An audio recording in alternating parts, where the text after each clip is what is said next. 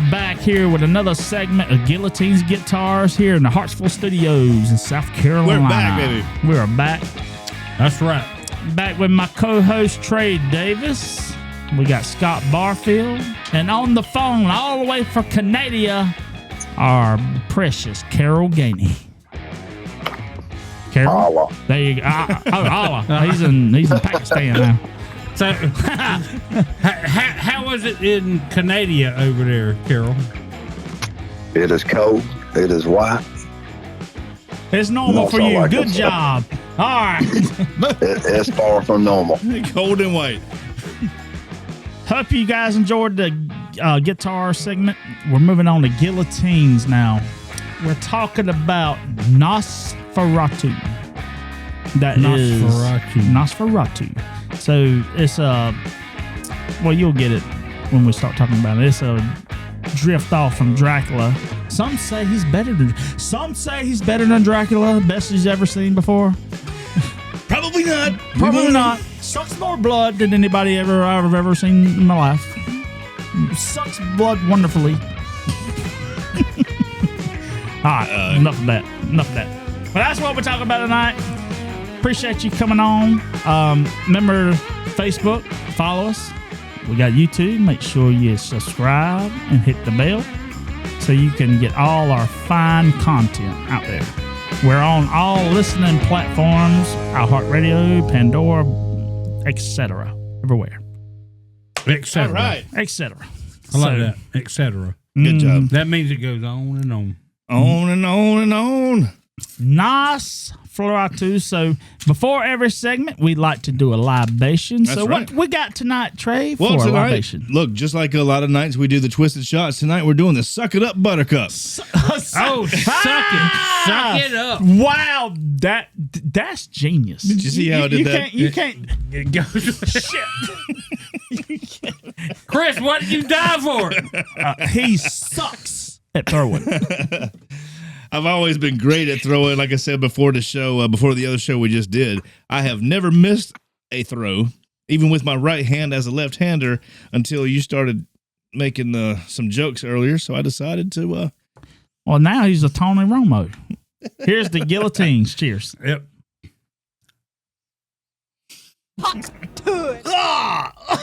That son of a gun had some booze in it, You buddy. tell him, John. Woo. Oh, I thought it was good. All right. Nosferatu, the so-called AKA knockoff from Dracula. It was a movie that come out in 1923. Originally, I thought it was 22. Long time ago. 22. But it's about Count Orlok. I heard that name thrown around a lot. Yeah, well, that's the vampire. But it was the storyline is that there's back in England, what in England or Germany, where the Thomas Hutter was he was like I want to say he was a realtor. A realtor, basically, is what he was. I don't know what they called him back then. Because the story originated in 1838. The first movie was 1922. I don't know what it was called, what a realtor was called. I don't know if it was the same thing. Yeah, but he was a realtor, and his boss, which was Knock. Yeah, that was his name. Yeah, Knock sent him. He said he had a potential buyer who wanted to buy a piece of property where they lived, and it was like this big, like mansion. It was a rundown place, but A fixer-upper. Yeah, he was interested. He was interested. He was wanting to put some equity in it. And so Knock told his young worker, Thomas go see this guy. Hutter, go to him, see him, sign the deal, carry the paperwork, sign it with him, so we can get him locked in, and it could be a big future for you in this company, And so he a lot of money. Yeah.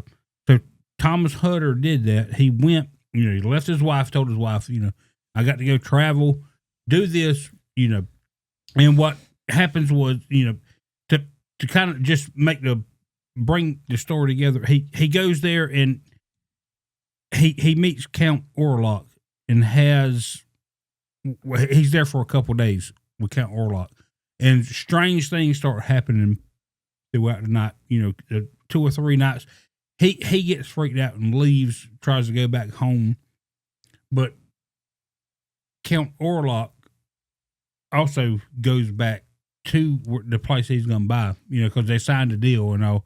And so that's basically the story.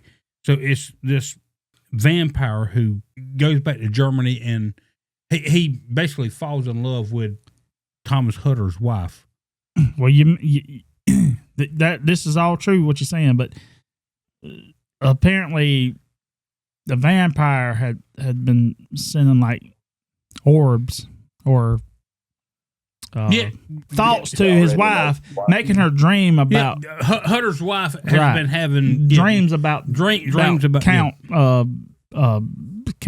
Orlok. Yeah, so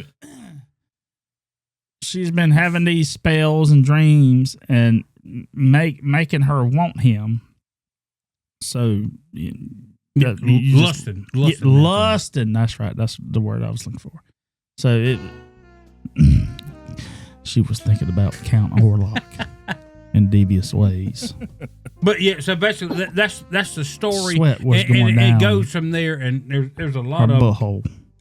Easy now, whoa! I got a little carried away. But, and don't put that in there. You got to edit that. Obviously, there's a lot of bad things that happen. Yeah. So she was. This is. But he figures it out. As the time he was spending with Count Orlok. Count Orlok, he was like, that's what he was saying. That's what he was saying.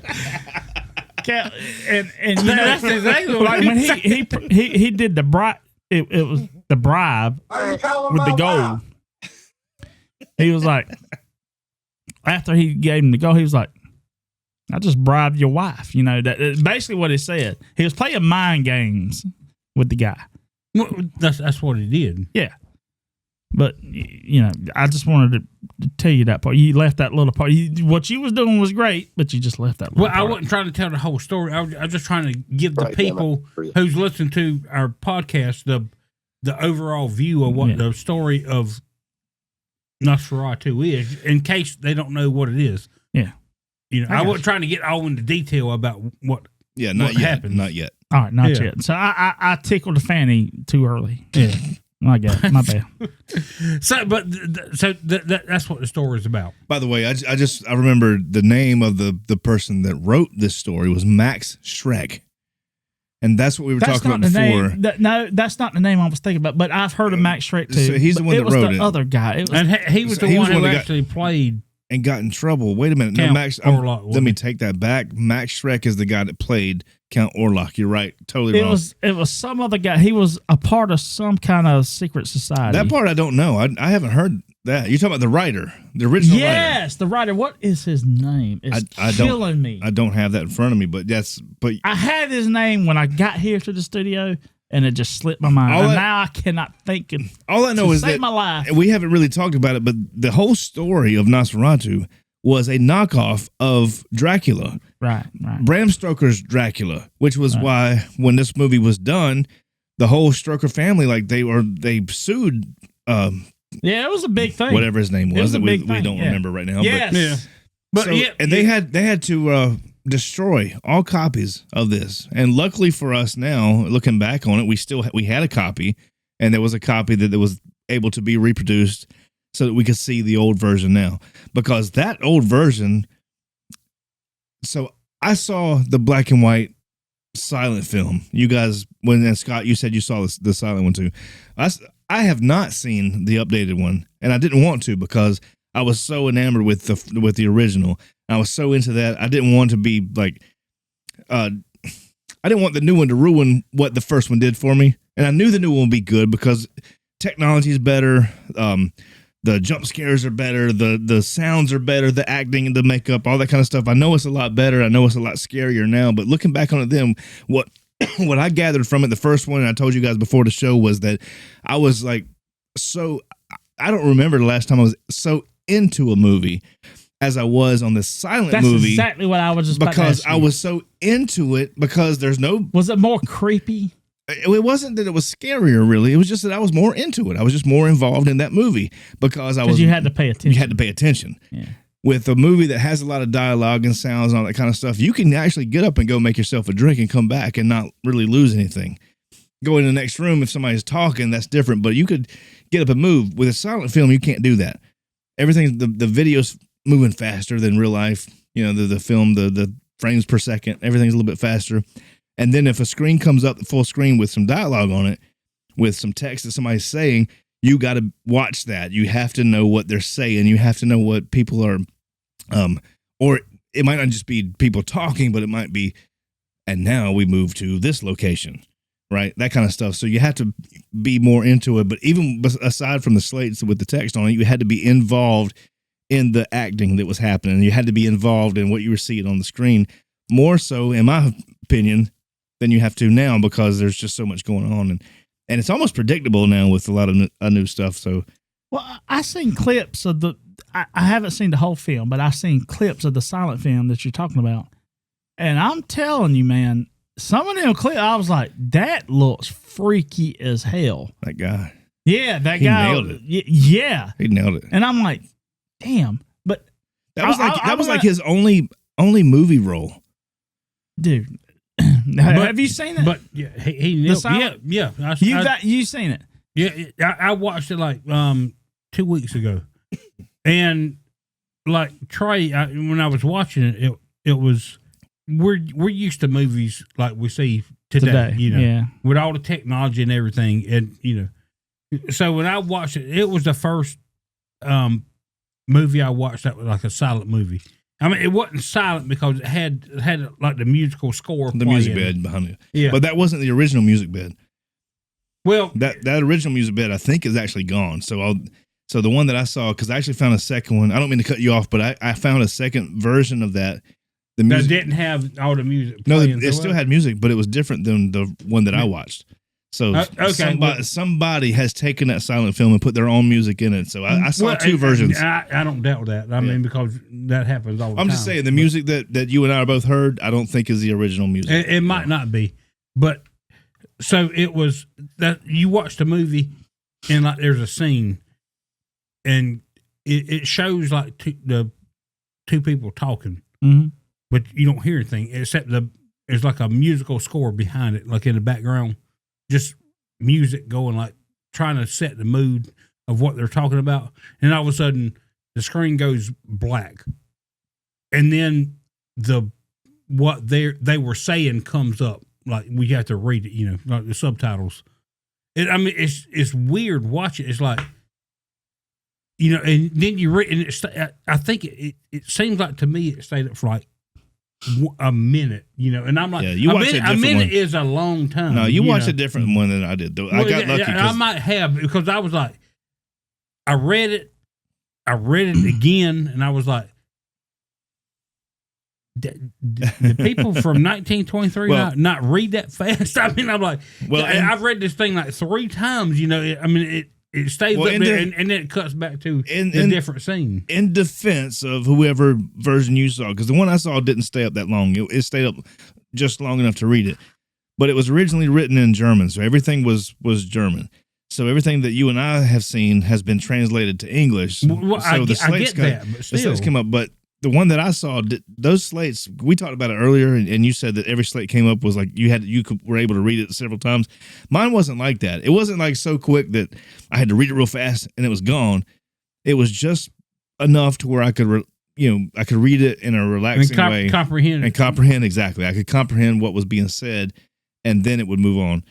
So mine didn't stay up as long as yours did. And I watched this on.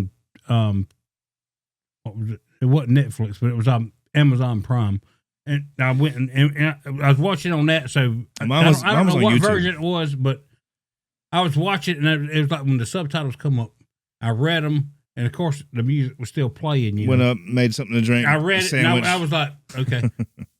I read it again. I was like, okay, make sure I comprehend what the conversation is going on, and it was like could read it almost a third time before it cut back to the scene.